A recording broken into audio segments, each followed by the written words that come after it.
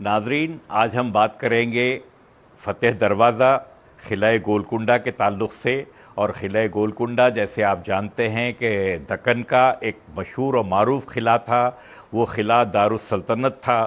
قطب شاہی بادشاہوں کا، اور قلعہ اپنے آپ میں ایک انتہائی مضبوط قلعہ ہونے کے ساتھ ساتھ ایک بہت وسیع و عریض ریاست کا دارالسلطنت تھا۔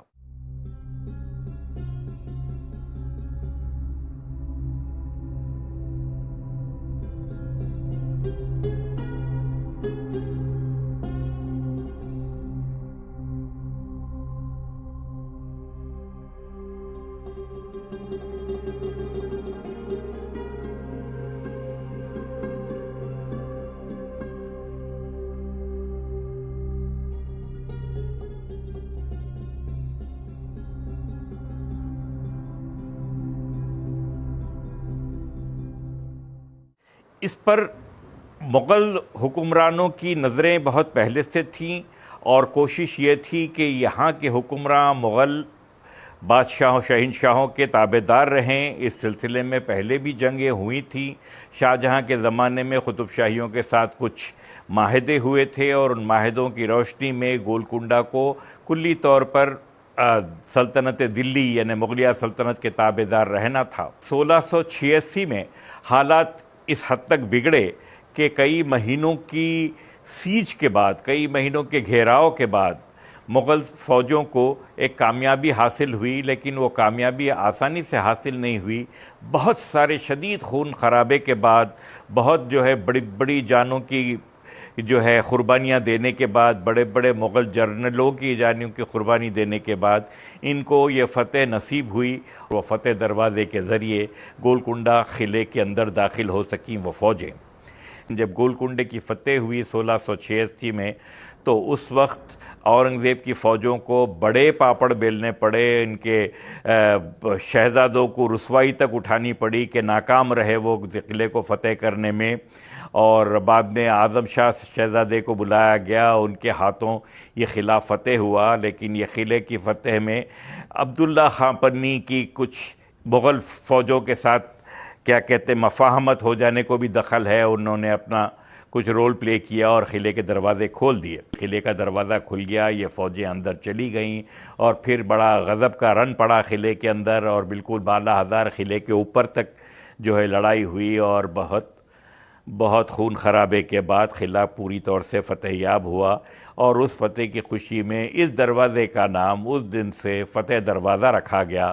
فتح دروازہ کے بارے میں یہ باتیں بھی جان لینا دلچسپی سے خالی نہیں ہوگا کہ یہ عام قلعے کے دروازوں کی طرح کا ہی دروازہ نہیں تھا، بلکہ انتہائی مضبوط دروازہ ایسا تھا جو دروازے در دروازے ہوا کرتا تھا کہ آپ فوج بھی اگر آئے تو اس کو یوں ہو کر جانا پڑتا تھا ایک دروازے سے دوسرے بڑے دروازے میں، جس سے ہاتھی وغیرہ کے ذریعے یا کوئی اور چیزوں کے ذریعے دروازے کو توڑنا ناممکن ہوتا تھا۔ تو وہ دروازے کو اپنے دفاع کے لیے استعمال کرنے کے لیے بڑے مستعد رہیں قطب شاہی فوجیں، لیکن ساتھ ہی ساتھ یہ بھی ہے کہ وہاں پر دروازے کی حفاظت کا وہ سارا اہتمام موجود تھا جو اس دروازے کو تقریباً ناقابل تسخیر بنا دیتا تھا۔ وہاں پر فوجیوں کے رہنے کے سارے کوارٹرز تھے، قذب کا اسلحہ خانہ تھا جس میں گولہ بارود بھرا ہوا رہتا تھا، اور بڑی مضبوط قسم کی بڑی کیا کہنا چاہیے کہ اپنے زمانے کی سب سے کامیاب ترین قسم کی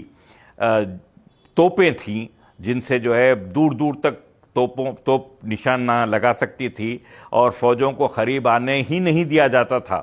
کیونکہ راستہ ایسا تھا کہ اس راستے سے آگے بڑھنے کا مطلب یہ کہ توپوں کا دہانہ اگر ان پہ کھول دیا جائے تو بے انتہا جانی نقصان ہو سکتا تھا۔ تو وہ توپیں بھی جیسے کہ آپ ویژول پہ دیکھ رہے ہیں وہ ابھی بھی موجود ہیں،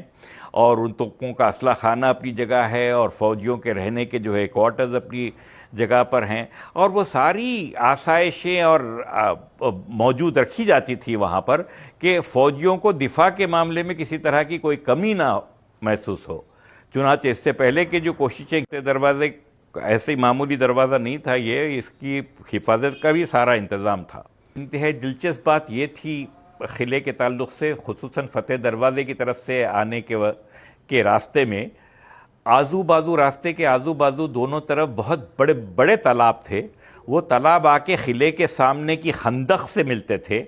اور خندق اپنے آپ میں بہت ہی وسیع اور انتہائی گہری خندق تھی، جس میں بے انتہا پانی بھرا ہوا رہتا تھا، اور وہ پانی پورے قلعے کے اطراف ان خندقوں میں بھرا ہوا رہتا تھا، اور اس کے اندر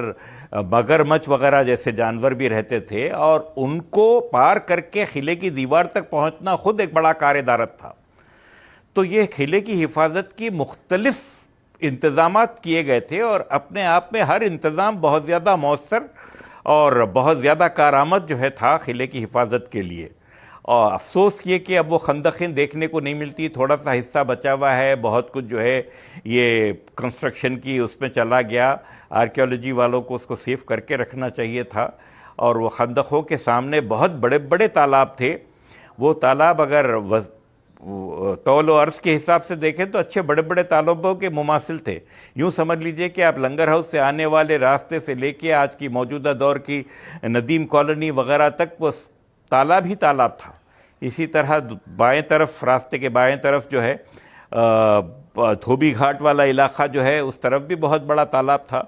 مطلب یہ کہ قلعے کو فتح کرنے کے لیے آگ کے دریا نہیں بلکہ ہر طرح کے دریا کو عبور کر کے آنا ہوتا تھا فوجوں کو۔ یہی وجہ ہے کہ مغل فوجوں کو بڑی دقت پیش آئی، خصوصاً قلعہ گولکنڈہ کو فتح کرنے میں، اور اس پہ رکاوٹ بنا ہوا تھا فتح دروازہ، کیونکہ آنے کا وہ راستہ زیادہ جو ہے آسان تھا،